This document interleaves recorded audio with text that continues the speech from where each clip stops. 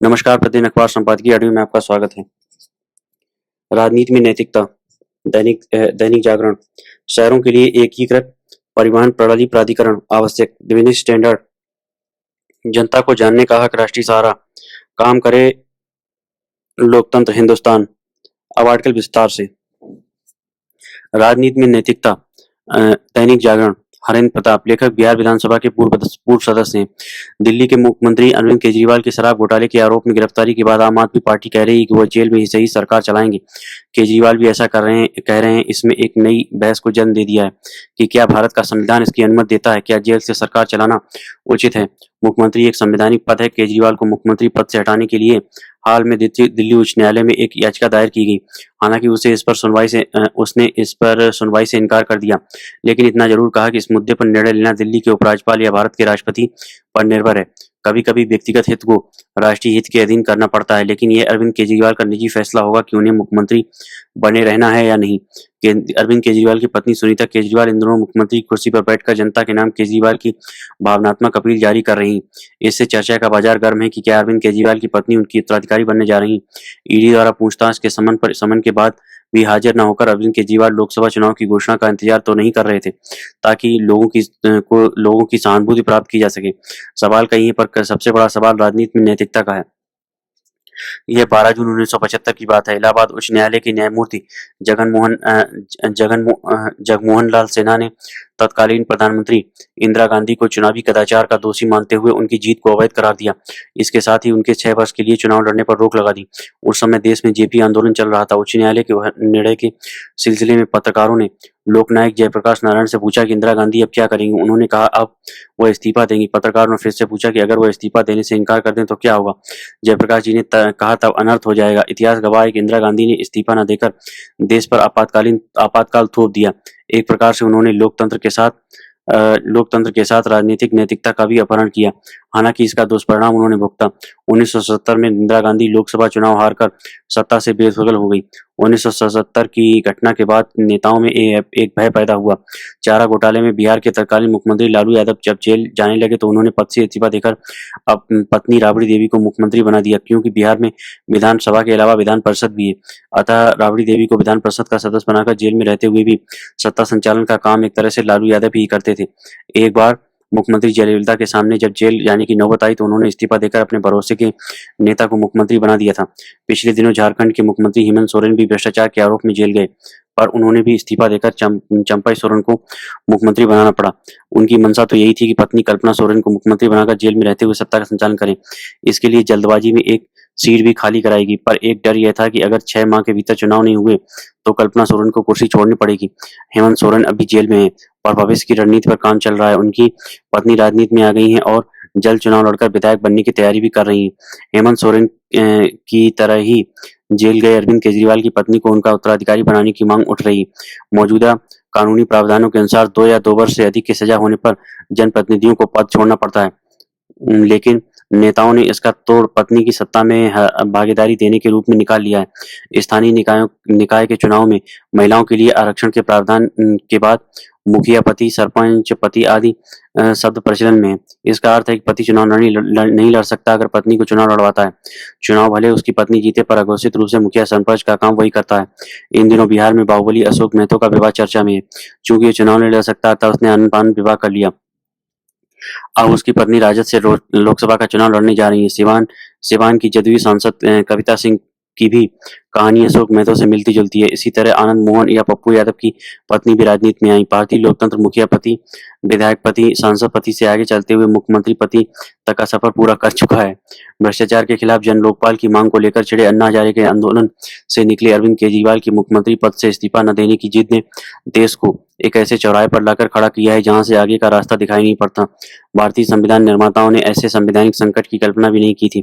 चूंकि उन्होंने ऐसी कोई कल्पना नहीं की थी, इसलिए उन्होंने इस बारे में कुछ तय भी नहीं किया कि यदि किसी मुख्यमंत्री को जेल जाना पड़ा तो उसकी सरकार कैसे चलेगी। कायदे से नेताओं को लोकलाज का ध्यान रखना चाहिए। यदि वे ऐसा नहीं करते तो आंदोलनों पर से भरोसा उठ जाएगा। शहरों के लिए एकीकृत परिवहन प्रणाली प्राधिकरण आवश्यक, बिजनेस स्टैंडर्ड। विनायक चटर्जी, लेखक, आधारभूत ढांचा क्षेत्र के विशेषज्ञ और द इंफ्रा विजन फाउंडेशन के संस्थापक और एवं प्रबंध न्यासी। केंद्र सरकार ने वर्ष 2006 में 6 में शहरी विकास मंत्रालय के नाम से राष्ट्रीय शहरी परिवहन नीति जारी की थी। इस नीति में 10 लाख से अधिक आबादी वाले सभी शहरों के लिए एकीकृत महानगर परिवहन प्राधिकरण यूएमटीए के गठन का सुझाव दिया गया था। वर्ष 2011 की गणना के अनुसार देश में ऐसे 53 शहर थे। अगस्त 2017 में केंद्रीय मंत्रिमंडल ने नई मेट्रो रेल नीति को मंजूरी दी थी। इस नीति में उन शहरों के लिए ढांचा तैयार किया गया था जो मेट्रो रेल प्रणाली शुरू एवं इसका विस्तार करना चाह रहे हैं। वैसे तो कई शहरों ने नई मेट्रो रेल परियोजनाएं शुरू करने की ठान ली है, मगर इस बात को समझने के व्यापक प्रयास नहीं हो रहे हैं कि किसी शहर एवं उसके लोगों की आवश्यकताओं के अनुरूप कोई मेट्रो रेल परियोजना किस तरह फिट बैठती है। इस नीति में स्पष्ट कर दिया गया है कि अगर कोई शहर अपनी मेट्रो परियोजना के लिए केंद्र सरकार से सहायता चाहता है तो संबंधित राज्य सरकार को यूएमटीए संचालित करने का आश्वासन देना होगा। यूएमटीए एक इकाई है जो सभी प्रकार के शहरी परिवहन के लिए उत्तरदायी होगी। फिर उस शहर में यातायात के लिए एक एकीकृत दृष्टिकोण शुरू करेगा। जिन शहरों में मेट्रो रेल परियोजनाओं का क्रियान्वयन हो रहा है उन्हें 1 वर्ष के भीतर यूएमटीए स्थापित करने पर विचार करना होगा। आवास एवं शहरी मामलों पर संसद की स्थायी समिति की 16वीं रिपोर्ट में मेट्रो रेल परियोजनाओं के विषय पर कहा गया है कि यह देखकर हैरानी हो रही है कि बीते 4 वर्ष बीतने के बाद भी राज्यों ने यूएमटीए का गठन नहीं किया है। लगभग सभी राज्यों में इस स्थिति को समझने के लिए द इंफ्राविजन फाउंडेशन ने 2 विशेष शोध शुरू किए हैं। इसमें एक शोध आईआईटी दिल्ली की गौतम तिवारी और दूसरा शोध आईआईएम अहमदाबाद के संदीप चक्रवर्ती ने किया। ये दोनों जाने माने परिवहन विशेषज्ञ हैं। डॉक्टर तिवारी ने a framework for selecting in appropriative urban transport system in Indian cities शीर्षक के साथ अपनी रिपोर्ट तैयार की है। इस रिपोर्ट में 5 स्पष्ट सिफारिशें की गई। नंबर 1, यातायात के अलग अलग रूपों के लिए अलग अलग सार्वजनिक परिवहन प्रणाली उपयुक्त होते हैं। यातायात के इन रूपों का निर्धारण दूरी से निर्धारित किया जाता है। किस मार्ग पर किस तरह की परिवहन प्रणाली की जरूरत है, यह बात यातायात का विकल्प चुनने में मदद करती है। इससे उच्च गुणवत्ता वाली सार्वजनिक परिवहन प्रणाली के सभी लाभ सामाजिक लाभ सहित लोगों को देना सहज हो जाता है। नंबर 2, उच्च क्षमता वाली परिवहन प्रणाली जैसे मेट्रो रेल लंबी दूरी के लिए उपयुक्त मानी जाती है। 80 लाख से अधिक आबादी वाले बड़े शहरों में 300 से 400 किलोमीटर लंबी मेट्रो लाइनें बिछाई जा सकती लेकिन हालांकि ऐसे शहरों में एक मजबूत एवं विश्वसनीय बस सेवा भी होनी चाहिए जो सभी प्रमुख एवं मझोले मार्गों पर चलाई जा सके। इसकी कुल लंबाई लगभग 800 से 1000 किलोमीटर होनी चाहिए। अंत में गंतव्य तक पहुंचने के लिए पैदल या मध्यस्थ सार्वजनिक परिवहन विकल्पों जैसे ऑटो रिक्शा आदि का सहारा लिया जा सकता है। नीति, नियोजन, खाका और नियामकीय स्तरों पर 3 प्रणालियों के एकीकरण से एक उच्च गुणवत्ता वाली सार्वजनिक परिवहन प्रणाली विकसित हो पाएगी। फीडर बसों के जरिए यात्रियों को मेट्रो स्टेशन तक पहुंचाया जा सकता है, जिससे विशेष फीडर बसों की जरूरत नहीं रह जाएगी। नंबर 3, जिन शहरों की आबादी 40 से 80 लाख है वहां सभी प्रमुख एवं उप मार्गों पर बस प्रणाली संचालित कर यातायात की जरूरत पूरी की जा सकती है। 10 किलोमीटर से अधिक दूरी वाले मार्गों के लगभग 20% हिस्से पर लाइट रेल ट्रांसपोर्ट LRT इस्तेमाल में लाया जा सकता है। यह यातायात व्यवस्था में बस सेवाओं के साथ मिलकर काम करेगा। अंत में गंतव्य तक पहुंचने के लिए पैदल जाया जा सकता है या मध्यवर्ती सार्वजनिक परिवहन प्रणाली का सहारा लिया जा सकता है। 10 लाख से अधिक आबादी वाले शहरों को एकीकृत प्रणाली के रूप में BRTS मेट्रो लाइन जैसी उच्च क्षमता वाली प्रणाली इस्तेमाल करने पर विचार कर सकते हैं। नंबर 4, जिन शहरों की आबादी 10 लाख से कम है उन्हें यातायात के झंझट का समाधान करने के लिए उच्च गुणवत्ता वाली बस प्रणाली में निवेश करना चाहिए। उच्च क्षमता वाली परिवहन प्रणाली जैसे मेट्रो की योजना पर तभी विचार किया जाना चाहिए जब शहर की आबादी बढ़कर 10 लाख से अधिक होने का अनुमान हो और माना जा रहा हो कि अगले 10 वर्षों में यह बढ़कर 2.40 करोड़ से अधिक हो जाएगी। नंबर 5 लाख से कम आबादी वाले शहरों में परिवहन की मांग मध्यवर्ती सार्वजनिक परिवहन प्रणाली के जरिए पूरी की जा सकती है। इसके साथ ही प्रमुख एवं उप मार्गों पर छोटे स्तर पर बस सेवा का संचालन किया जा सकता है। डॉक्टर चक्रवर्ती की report strategies to improve the financial performance of metro rail systems in India मुख्य रूप से यूएमटीए पर ध्यान केंद्रित करता है। वह चतुर्आयामी कदम का सुझाव देते हैं।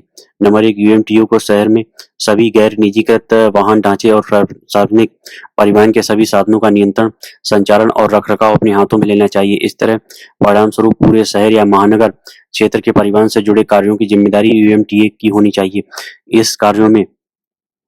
इन कार्यों में नीति तैयार करना, रणनीतिक नियोजन, परियोजना मूल्यांकन एवं मंजूरी, परियोजना क्रियान्वयन, संचालन एवं रखरखाव, धन की उपलब्धता और स्रोत शामिल होंगे। नंबर 2, यूएमटीए इनमें किसी भी कार्य के लिए ठेकेदार कॉन्ट्रैक्टर नियुक्त कर सकता है और जरूरत पड़ने या संभावनाएं बनने पर निजी क्षेत्र के साथ इक्विटी साझेदारी कर सकता है। यूएमटीए निजी परिवहन सेवा, ऐप आधारित टैक्सी सेवा, सूक्ष्म यातायात सेवा, साझा बाइक एवं इलेक्ट्रिक स्कूटर और शहर लॉजिस्टिक सेवा, ई कॉमर्स आपूर्ति, वस्तुओं के परिवहन, गोदामों के संरक्षण आदि के प्रबंधन, नियमन एवं लाइसेंस जारी करने के लिए उत्तरदायी होगा। नंबर 3, यातायात नियंत्रण, integrated mobility payment systems, transit smart card, multi modal system, data collection और वास्तविक समय में यात्रा सूचना प्रावधान का उत्तरदायित्व भी यूएमटीए पर होना चाहिए। नंबर 4, यूएमटीयू को बड़े संस्थागत बदलाव और शहरों में परिवहन परिसंपत्तियों के मालिकाना नियंत्रण के हस्तांतरण और बड़े कार्यों के लिए पहल करनी होगी। सार्वजनिक परिवहन के लिए दुनिया के जिन शहरों की मिसाल दी जाती है वहां नियोजन, क्रियान्वयन और शहरी यातायात के सभी पहलुओं के संचालन के लिए एक इकाई होती है। इसमें New York city transit authority, transport for London and Singapore का एसबीएस ट्रांजिट और एसएमआरटी जैसे कुछ नाम गिनाए जा सकते हैं। भारतीय शहरों को भी परिवहन से जुड़े नीति निर्धारण में यात्रियों को केंद्र में रखना चाहिए। इस दिशा में आगे बढ़ने के लिए सबसे पहले एक एकीकृत परिवहन प्राधिकरण स्थापित करना अनिवार्य एवं आवश्यक शर्त है। जनता को जानने का हक, राष्ट्रीय सहारा। पिछले दिनों देश की शीर्ष अदालत ने एक जनहित याचिका का संज्ञान लेते हुए चुनाव आयोग को नोटिस जारी किया कि नोटिस में अदालत ने चुनाव आयोग से पूछा कि भारत की चुनाव प्रणाली में इस्तेमाल की जाने वाली इलेक्ट्रॉनिक वोटिंग मशीन ईवीएम और उसके साथ जुड़ी voter verified paper audit trail VVPAT machine का 100% मिलान क्यों न किया जाए। चुनाव प्रक्रिया में पारदर्शिता लाने की दृष्टि से याचिकाकर्ता की इस मांग को उचित मानते हुए अदालत ने ये नोटिस जारी किया।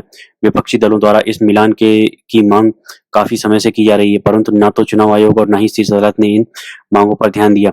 सभी को यही लगता था कि जब भी विपक्ष चुनाव हारता है तभी ईवीएम पर शोर मचाता है। ऐसा नहीं है कि किसी एक दल के नेता ही ईवीएम की गड़बड़ी या उससे छेड़छाड़ के आरोप लगाते रहे।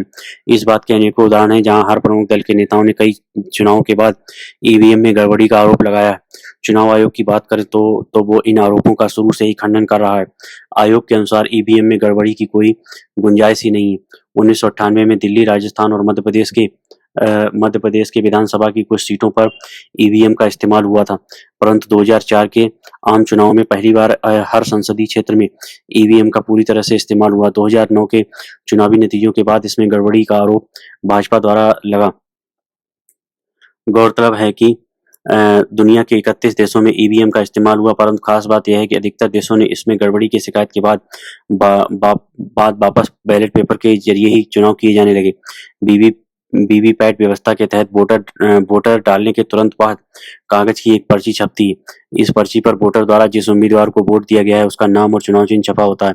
इससे वोटर को इस बात की संतुष्टि हो जाती है कि उसने जिसे वोट दिया है उसी को वोट मिला है। इसके साथ ही किसी भी तरह के विवाद की स्थिति में ईवीएम में पड़े वोटों का इन पर्चियों से मिलान किया जा सके। 2013 में वीवीपैट को भारत इलेक्ट्रॉनिक्स लिमिटेड और electronic corporation of India limited द्वारा बनाया गया था। 2014 में चुनाव आयोग ने यह निर्णय लिया कि 2019 के आम चुनाव में सभी ईवीएम के साथ वीवीपैट का इस्तेमाल हो। ईवीएम में गड़बड़ी की आशंका को दूर रखने की मंशा से फिलहाल हर निर्वाचन क्षेत्र की किसी भी 5 रैंडम ईवीएम का ही वीवीपैट से मिलान होता है। याचिका में मांग की गई है कि चुनाव आयोग ने लगभग 24 लाख वीवीपैट खरीदने के लिए 5,000 करोड़ रुपए खर्च किए, परंतु केवल 20,000 वीवीपैट की पर्चियों का ही मिलान होता है। जनता के कर से दिए गए पैसों से बनी इन मशीन को जब सभी मतदान केंद्रों पर इस्तेमाल होता है तो इसका मिलान करने में क्या दिक्कत है। आखिर मतदाता को इस बात की जानकारी लेने का पूरा हक है कि उसके द्वारा दिए गए वोट उसी के द्वारा चुनी गए उम्मीदवार को मिले या किसी अन्य को नहीं। याचिका में कहा गया है कि चुनाव न केवल निष्पक्ष होना चाहिए बल्कि निष्पक्ष दिखना भी चाहिए, क्योंकि सूचना के अधिकार को भारत के संविधान के आर्टिकल 19(1)(a) और 21 के संदर्भ में भाषण और अभिव्यक्ति की स्वतंत्रता के मौलिक अधिकार का हिस्सा माना गया है। कोर्ट ने इसी अधिकार के तहत इस याचिका को स्वीकार किया और नोटिस जारी किया। जब भी कभी कोई प्रतियोगिता होती है तो उसका संचालन करने वाले शक के घेरे में न आए, इसलिए उस प्रतियोगिता के हर कृत्य को सार्वजनिक रूप से किया जाता है। आयोजक इस बात पर खास ध्यान देते हैं कि उन पर पक्षपात का आरोप न लगे, इसलिए जब भी कभी आयोजकों को कोई सुझाव दिए जाते हैं तो यदि वे उन्हें सही लगे तो उसे स्वीकार कर लेते हैं। ऐसे में उन पर पक्षपात का आरोप नहीं लगता है। ठीक उसी तरह एक स्वस्थ लोकतंत्र में होने वाली सबसे बड़ी प्रतियोगिता चुनाव है। उसके आयोजक यानी चुनाव आयोग को उन सभी सुझावों को खुले दिमाग से और निष्पक्षता से लेना चाहिए। चुनाव आयोग एक संवैधानिक संस्था है, इसे किसी भी दल या सरकार के प्रति पक्षपात होता दिखाई नहीं देना चाहिए। यदि चुनाव आयोग ऐसे सुझावों को जनहित में लेती है तो मतदाताओं के बीच भी एक सही संदेश जाएगा कि चाहे ईवीएम पर गड़बड़ियों के आरोप लगे, पर चुनाव आयोग किसी भी दल के साथ पक्षपात नहीं करता। यदि ईवीएम की गुणवत्ता पर और उसकी पद्धति पर चुनाव आयोग को पूरा विश्वास है तो इस याचिका पर अपनी प्रतिक्रिया सर्वोच्च अदालत में अविलंब दे देनी चाहिए। यदि चुनाव आयोग को याचिका की मांगों पर आपत्ति नहीं है तो आगामी लोकसभा चुनाव में ऐसा प्रयोग कर ही लेना चाहिए। इतना ही नहीं, भारत जैसे मजबूत लोकतंत्र को और मजबूती भी मिलेगी। काम करे लोकतंत्र। हिंदुस्तान भारत में चुनावी सरगर्मी के दौर में भारत में चुनावी सरगर्मी के दौर में सत्ता में आने, सत्ता बचाने और सत्ता छीनने की तेज जद्दोजहद के बीच दिल्ली उच्च न्यायालय ने यह टिप्पणी सुखद और स्वागत योग्य है कि लोकतंत्र को अपना काम करने दिया जाए। दरअसल दिल्ली उच्च न्यायालय ने भ्रष्टाचार के आरोप में पिछले महीने हुई गिरफ्तारी के बाद अरविंद केजरीवाल को मुख्यमंत्री पद से हटाने की मांग वाली तीसरी याचिका को खारिज कर दिया है। कार्यवाहक मुख्य न्यायाधीश मनमोहन की अगुवाई वाली पीठ ने दिल्ली के उपराज्यपाल को किसी भी तरह की सलाह देने से भी मना कर दिया है। केजरीवाल के खिलाफ दायर की गई इन याचिकाओं की दलील है कि अदालत दिल्ली के उपराज्यपाल को निर्देशित करे और मुख्यमंत्री का इस्तीफा लिया जाए। वास्तव में पद न छोड़ने और पद से हटाने की राजनीति कतई भी अदालती विषय नहीं है।